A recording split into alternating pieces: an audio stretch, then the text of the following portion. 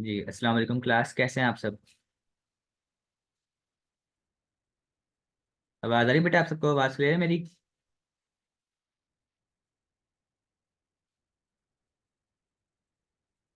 जी students.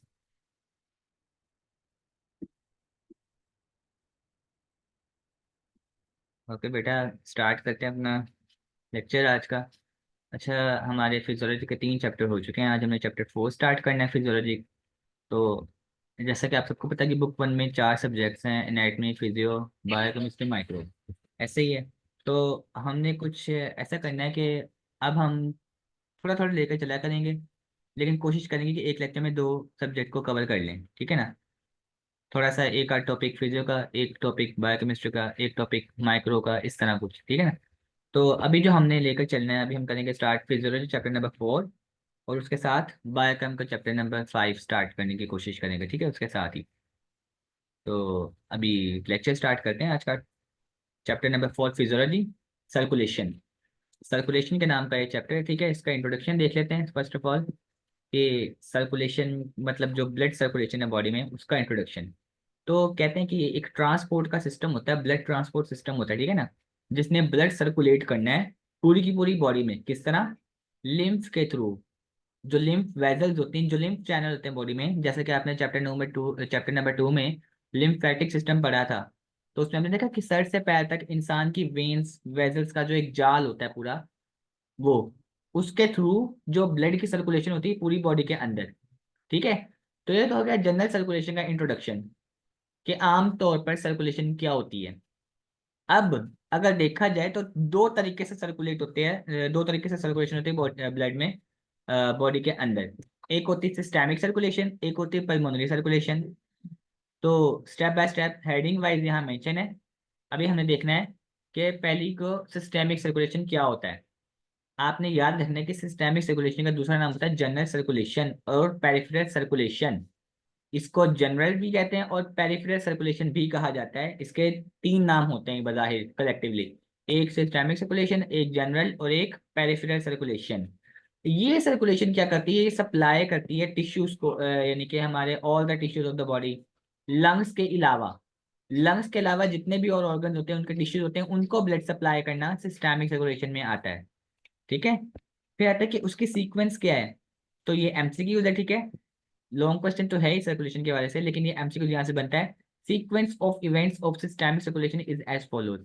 Systemic circulation जो है, अब उसकी सीक्वेंस क्या होती है? स्टेप बाय स्टेप, एक के बाद दूसरे स्टेप में कहाँ से कहाँ जाता है ब्लड, ये देखें आप। ये इसकी सीक्वेंस लिखी हुई है। लेफ्ट वेंट्रिकल ऑफ हार्ट से ये मूव करता है एओर्टा में, एओर्टा से फर्दर आर्टरीज में, फिर आर्टेरियोल्स, फिर कैपिलरीज, फिर वेनोल्स, फिर veins, vena cava, and then right atrium of the heart. तो ये जो सीक्वेंस है, ये एज इट इज याद करनी है, सिस्टेमिक सर्कुलेशन की सीक्वेंस है ये, ठीक है ना। इसमें कोई भी आगे पीछे नहीं करना, वरना पूरा का पूरा जो है हमारा जवाब खराब हो सकता है, ठीक है ना। दूसरी सर्कुलेशन पर है पल्मोनरी सर्कुलेशन। पल्मोनरी है तो मतलब पल्मो मींस लंग्स की बात हो रही है, तो आपने याद रखना कि ये ऐसी सर्कुलेशन है ब्लड की जो लंग्स में होती है, ठीक है ना। तो पल्मो मींस लंग ही होता है, ठीक है ना। अब इसकी सीक्वेंस देख लेते हैं कि इसमें जो इवेंट्स आते हैं, इसमें सीक्वेंस क्या है सर्कुलेशन की। तो इसकी सीक्वेंस देखिए आप। इसमें राइट वेंट्रिकल ऑफ हार्ट से स्टार्ट होना है ब्लड सर्कुलेट होना, देन जाना है पल्मोनरी आर्टरीज में, then pulmonary arterioles, then pulmonary capillaries, then pulmonary venules and veins, then last one left atrium of heart.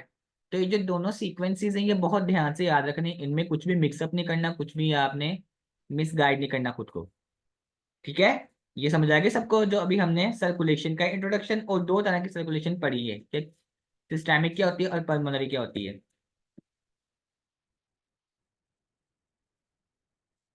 ले रहे हैं यहाँ तक? आगे चलते हैं, फंक्शनल पार्ट्स ऑफ सर्कुलेशन। ऐसे कौन से पार्ट्स सर्कुलेशन के जो फंक्शन परफॉर्म करते हैं, जो फंक्शनिंग करते हैं, ठीक है ना, जो काम करते हैं। तो हमने अब वो पार्ट्स देखने हैं कि हार्ट, बेसिकली आपको पता है कि जो ब्लड है, ब्लड को पंप ही हार्ट ने करना है। हार्ट जैसे जैसे बीट करेगा, तो उसके साथ जो है वो ब्लड जनरेट होगा। तो हार्ट का इंट्रोडक्शन है, एज आप मैट्रिक में भी पढ़ कर, सिंपल सा टॉपिक है हार्ट का। क्या कि इसकी कॉनिकल शेप होती है। कॉनिकल मतलब जिस तरह आइसक्रीम की कौन होती है, कौन, ट्रायंगल शेप की, ठीक है ना। नीचे से उसका एक किनारा होता है और ऊपर से गोल होता है, तो इसे कहते हैं conical triangle shape. Hollow muscular organ situated in the middle mediastinum, ठीक है ना, मिडल मीडिएस्टिनम। तो मीडिएस्टिनम का मतलब होता है कि ये एक ऐसी स्पेस है जो हमारे चेस्ट में होती है, जो हमारे चेस्ट में होती है, और जो है एक वेट संभाल रही है हार्ट का, उसे कहते हैं मीडिएस्टिनम। ये एंक्लोज होती है पेरिकार्डियम से। पेरिकार्डियम का क्या मतलब है? पेरिकार्डियम एक फाइब्रस सैक होता है जो हार्ट के रिवॉल्व्स अराउंड एंक्लोज होता है। हार्ट की वेजल्स जो होती हैं, ग्रेट वेजल्स, उसके राउंड ऑफ जो है ये एंक्लोज हुआ होता है अच्छी तरह, उसे कहते हैं pericardium. It pumps blood to various parts of the body to meet their respective nutritive requirements. ये जो क्या करता है, ये ब्लड पंपिंग करता है डिफरेंट पार्ट्स ऑफ बॉडी में, बॉडी के डिफरेंट पार्ट्स में, ताकि जितनी न्यूट्रिशन की रिक्वायरमेंट है बॉडी को उतनी प्रोवाइड हो जाए बॉडी के। ठीक है, समझ आ रही क्लास पे? कंफ्यूजन तो नहीं हो रही? अब पढ़ते हैं आर्टरीज। काफी हद तक बातें जो है वही है जो आप पहले पढ़ चुके हैं मैट्रिक में, और आपने बल्कि एनाटमी में भी एक टॉपिक पढ़ा है, एनाटमी ऑफ कार्डियोवैस्कुलर सिस्टम। याद है सबको anatomy of cardiovascular system? Heart की एनाटमी जब हमने देखी थी, तो वही सीक्वेंस जो है अब हमने डिटेल में थोड़ा पढ़नी है, क्योंकि फिजियोलॉजी का मतलब है डिटेल, लेंथनिंग और फंक्शनिंग, ठीक है ना। फंक्शन को लेंथ में पढ़ना होता है। आर्टरीज देखते हैं। आर्टरीज क्या होती है? एक सीरीज होती है ब्लड वेजल्स की। ब्लड वेजल्स की सीरीज को आर्टरीज कहा जाता है। क्या ये क्या करती है? ऑक्सीजनेटेड ब्लड कैरी करके अवे ले जाती है, ठीक है ना, फ्रॉम द हार्ट। और इसमें इंपॉर्टेंट पार्ट है कि accept pulmonary and umbilical arteries, umbilical arteries और पल्मोनरी आर्टरीज के अलावा। अच्छा, ये जो है ऑक्सीजनेटेड और डीऑक्सीजनेटेड ब्लड, आपको पता है कि जिसमें हायर कंसंट्रेशन होगी ऑक्सीजन की वो ऑक्सीजनेटेड ब्लड होगा, और जिसमें कंसंट्रेशन जो है वो कार्बन डाइऑक्साइड की होगी तो वो आपका होगा जो डीऑक्सीजनेटेड है। अच्छा, अम्बिलाइकल आर्टरी क्या होता है? अम्बिलाइकल आर्टरी कहते हैं इसमें डी ऑक्सीजनेटेड ब्लड होता है, और ये फीटल सर्कुलेशन है। मतलब जब जो बेबी है वो मदर के फीटस में होता है, तो वहां जो सर्कुलेशन होती है ब्लड की उसे कहते हैं अम्बिलाइकल आर्टरीज, ठीक है, umbilical circulation. The walls of arteries are constructed of three course of tunica. तीन लेयर्स होती है टूनिका की, उससे ये आप कह लो एक तरह से बंधी हुई होती है। टूनिका क्या मतलब क्या होता है? अ मेम्ब्रेनस शीट, कोई भी ऐसी आउटर लेयर, ठीक है, सेल की कोई भी आउटर लेयर जो एनवेलप हुई हो किसी ऑर्गन की लाइन से। क्या मतलब? फॉर एग्जांपल हमारा जो है ये स्मॉल इंटेस्टाइन, स्मॉल इंटेस्टाइन की लाइनिंग होती है, उस लाइनिंग में बैक्टीरिया होते हैं, एस्चेरिचिया कोलाई, ऐसे ही है। तो कोई भी ऑर्गन है उसकी लाइनिंग है, उसकी लाइनिंग को क्या कहते हैं? उसकी लाइनिंग को कहा जाता है कि वो एक टूनिका है, ठीक है ना, tunica. They have a hollow core called a lumen. उसकी एक कोर भी होती है, इसे ल्यूमेन कहा जाता है। ल्यूमेन का मतलब होता है, आप कह सकते हो कि लाइक, अगर ल्यूमेन की बात करें तो जिस तरह एक ऑर्गन का नाम ही होता है, ठीक है, lumen. Through which blood flows, इसकी वजह से जो ब्लड फ्लोज करता है, ये एक एक किस्म का हेल्पिंग के तौर पर काम करता है ब्लड को फ्लो करवाने में। समझ आ गई सबको यहाँ तक? यहाँ तक कोई किसी को कंफ्यूजन? इजी है बेटा?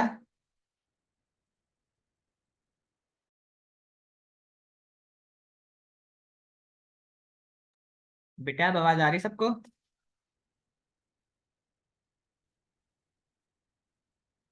जी बेटा, आवाज क्लियर है? मेरे श्योर सब स्टूडेंट तक मेरी आवाज क्लियर आ रही है। अच्छा जी, तो आर्टेरियोल्स देखते हैं। नंबर 3 जो है आर्टेरियोल्स। बेटा जिसका माइक ऑन है वो ऑफ कर दे प्लीज। अच्छा जी, नंबर 3 पढ़ते हैं आर्टेरियोल्स।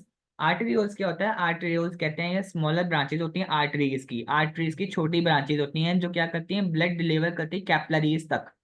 इन्होंने ब्लड को डिलीवर करना है, पहुंचाना है कैपिलरीज तक, ठीक है। आर्टरीज का एक इंपॉर्टेंट रोल होता है, की रोल होता है इन regulating blood flow from arteries into capillaries. Simple बात है, आर्टरीज से कैपिलरीज में ब्लड को रेगुलेट करना है, ब्लड को पहुंचाना है, तो ये काम होता है आर्टेरियोल्स का, ये इसका फंक्शन होता है।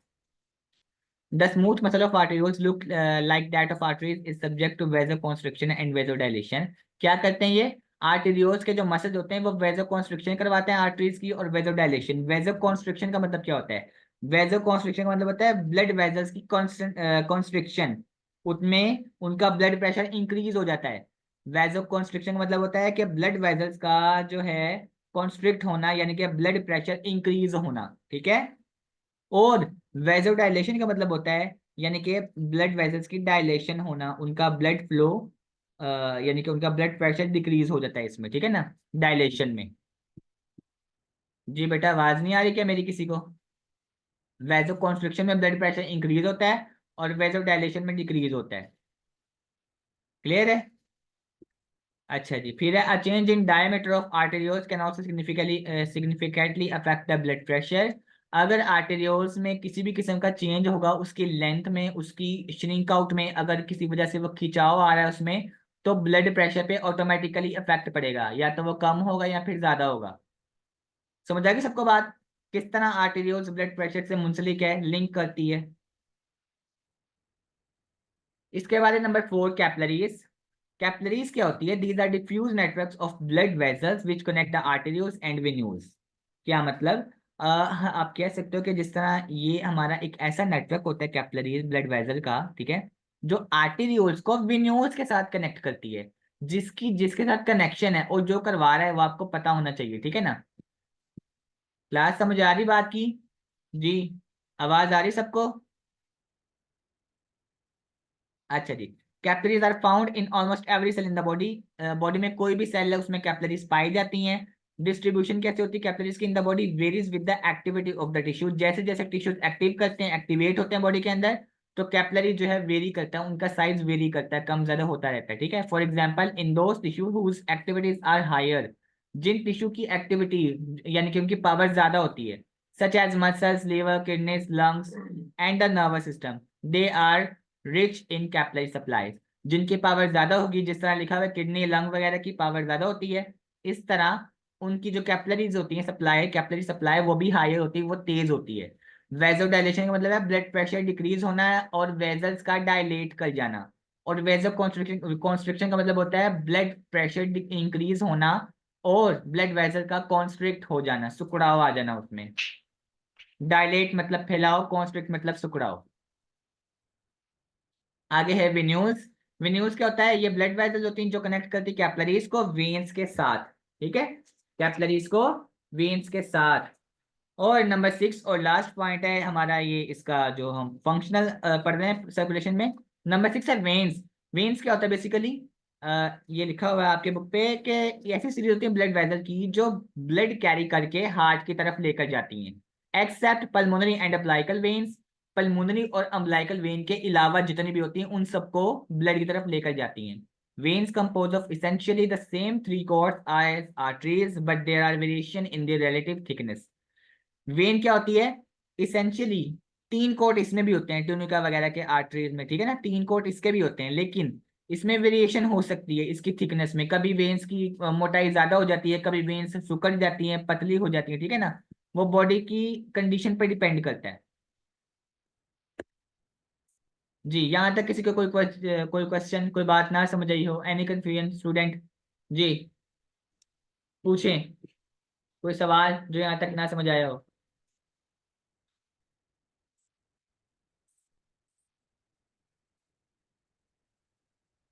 जी बेटा।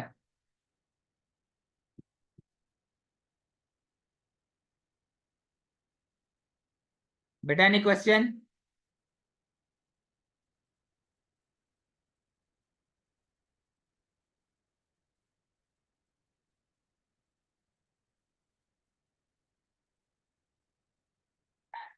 बेटा कुछ आप करें, या कहते हैं कुछ आप परफॉर्म करें, मतलब बताएं मुझे कुछ, रिस्पॉन्स करें बेटा।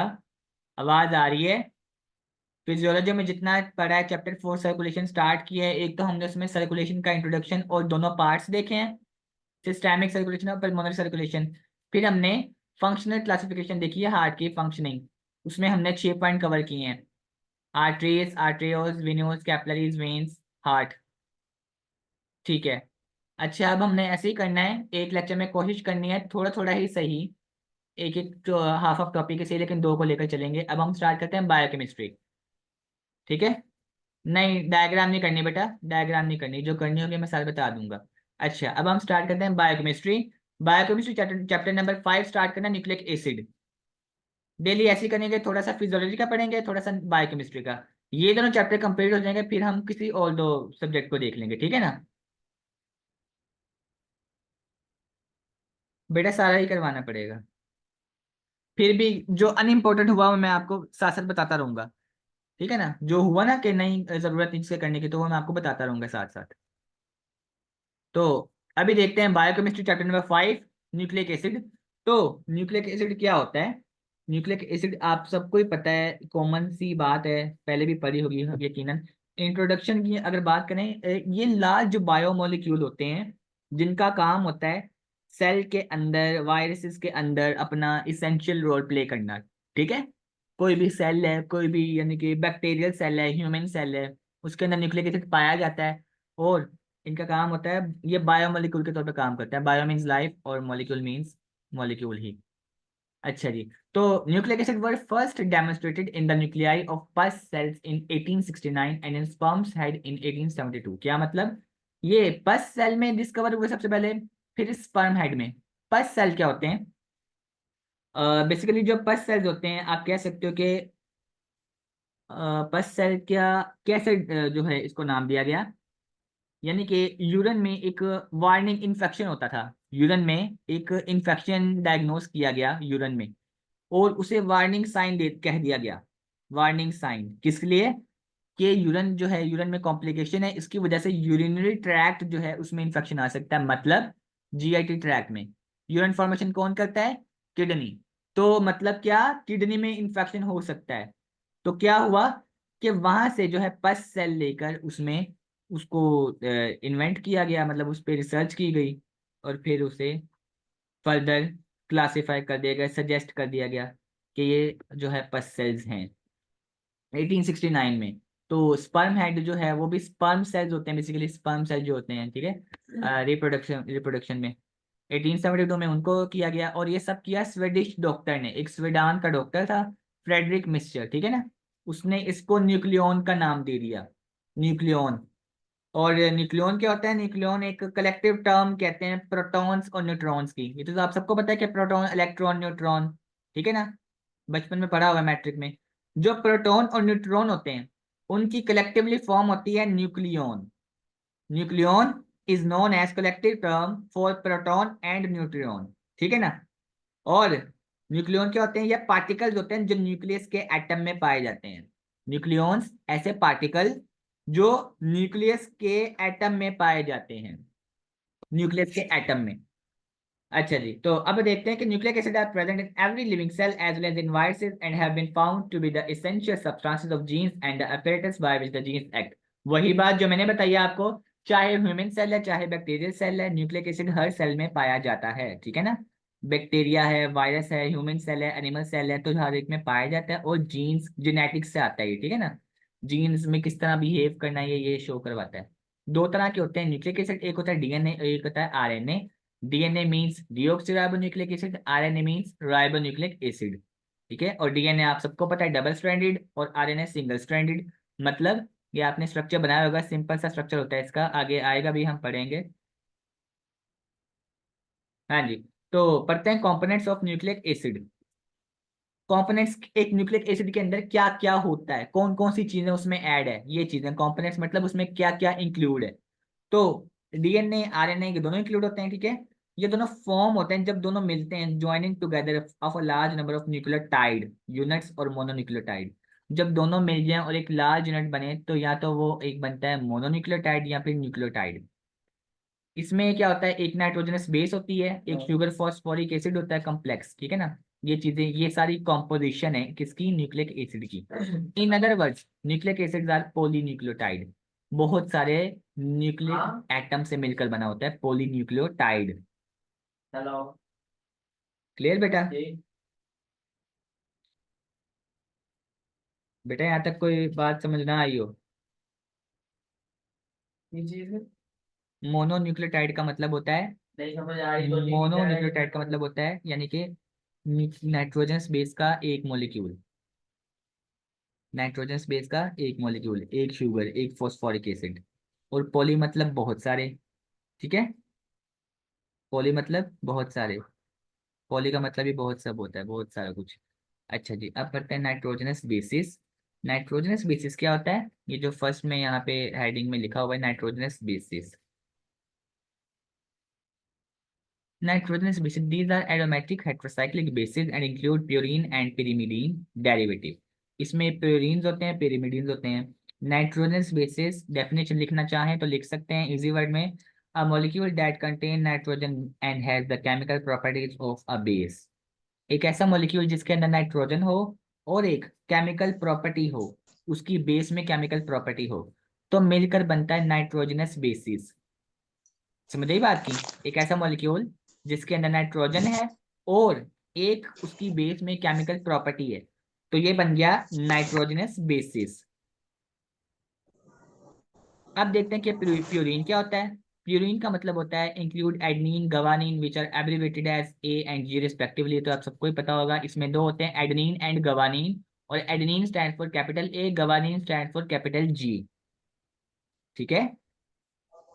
प्यूरीन एक एरोमेटिक हेट्रोसाइकल कंपोज्ड होता है कार्बन और नाइट्रोजन पे। एरोमेटिक हेट्रोसाइकल इसका स्ट्रक्चर है, बनाना नहीं है आपने, ठीक है ना। अच्छा, तो एडेनिन क्या होता है? एडेनिन एक न्यूक्लिक बेस है। एडेनिन एक न्यूक्लिक बेस है जिसके अंदर डीएनए होता है, और गवानीन और एडेनिन, सॉरी, एडेनिन का, प्यूरिन का बता रहा हूँ मैं। प्यूरिन एक बेस होती है जिसके अंदर एडेनिन और गवानीन होता है। और एडेनिन का फार्मूला लिखें आप, एडेनिन का फार्मूला मैं बता रहा हूँ, सब लोग नोट कर लें। एडेनिन का फार्मूला, इसमें कार्बन के, हाइड्रोजन के, नाइट्रोजन के तीन पांच पांच मॉलिक्यूल होते हैं, तीनों के पांच पांच molecule, C5H5N5। Formula of adenine आ जाता है कभी कभार एमसीक्यू में, ठीक है ना। एडेनिन का फार्मूला होता है C5H5N5। देख लिया सबने? C5H5N5। अब है गवानीन। ये गवानीन क्या होता है? गवानीन भी न्यूक्लिक बेस है। इसका फार्मूला क्या होता है? C5H5N5O। इसमें ऑक्सीजन की एडिशन है, बाकी सारा प्यूरिन जैसा ही है, ये एडेनिन जैसा ही है, ठीक है। गवानीन में C5H5N5 सेम है और O भी ऐड है, O सिंगल है, C5H5N5O। ये गवानीन का है फार्मूला, लिख लें। एडेनिन का C5H5N5 और गवानीन का C5H5N5O। ठीक है। ये पायरामिडिन, पायरामिडिन क्या होता है? ये भी ऑर्गेनिक कंपाउंड है, ठीक है। और इसमें क्या होता है? साइटोसिन, यूरासिल और थायमीन, ये तीन पाए जाते हैं। साइटोसिन, यूरासिल और थायमीन। अब इन तीनों में से आपने ये याद रखना कि साइटोसिन क्या होता है। साइटोसिन बेसिकली सी से डिनोट करते हैं, यूरासिल यू से डिनोट करते हैं, और थायमीन टी से डिनोट करते हैं कैपिटल वर्ड्स में। सारी न्यूक्लियोटाइड बेसिस हैं। इनमें से आपने एक का फार्मूला याद रखना है कि थायमीन का, थायमीन का फार्मूला, ठीक है, रिपीटेड होता है बार बार। थायमीन का फार्मूला लिखें, C5H6N2O2। कार्बन के पांच मॉलिक्यूल, हाइड्रोजन के छह मॉलिक्यूल, नाइट्रोजन के दो मॉलिक्यूल, ऑक्सीजन के दो molecule. Thymine formula C5H6N2O2।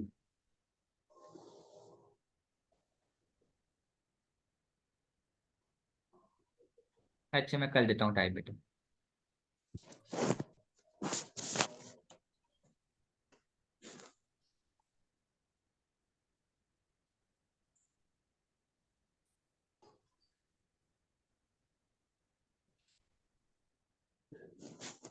C5H6N2O2 ये थायमीन का फार्मूला है।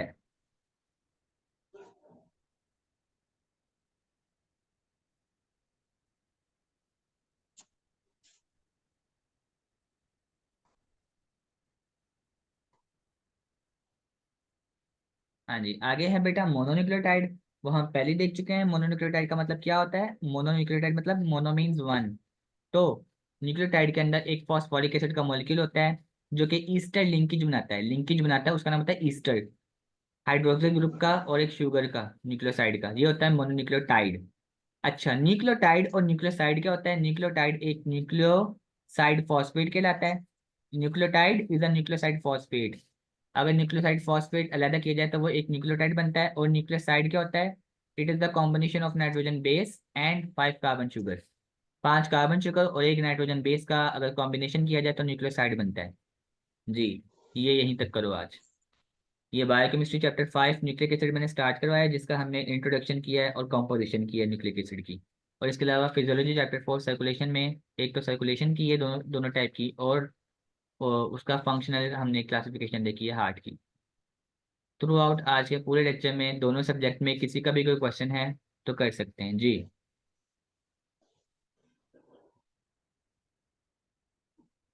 जी बेटा।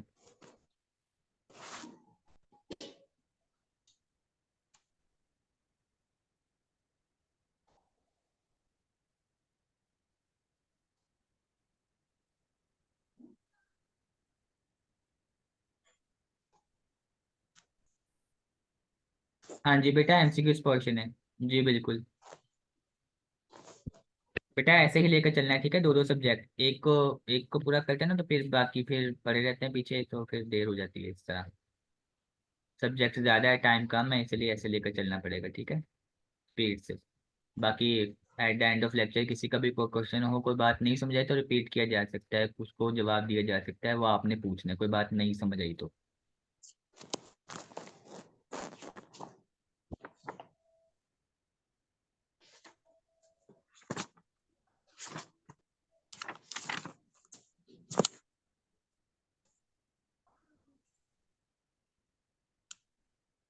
हाँ जी बेटा, एमसीक्यूज के लिए है।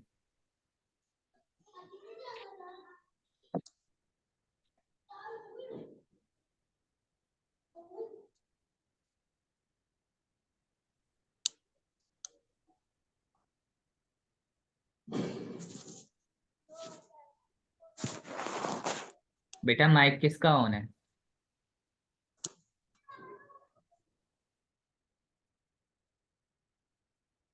जी बेटा, किसी का कोई क्वेश्चन?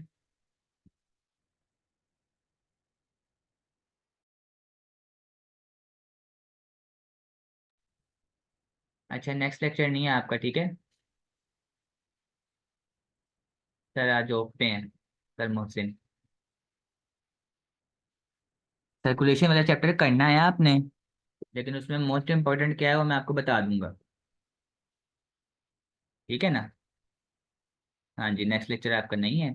अभी आप मुझसे पूछ सकते हैं systemic circulation, pulmonary circulation, arteries, arterioles, veins, venules, capillaries, जो भी पढ़ा फिजियोलॉजी का और ये बायोकेमिस्ट्री का।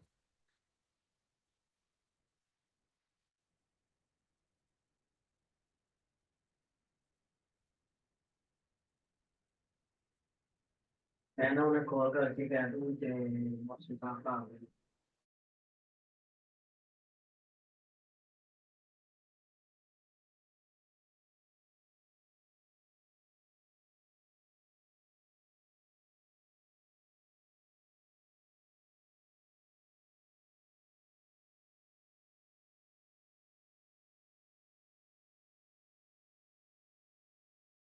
अच्छा बेटा ठीक है फिर, अच्छे से देख लेना लेक्चर को, और तब तक के लिए अल्लाह हाफिज़।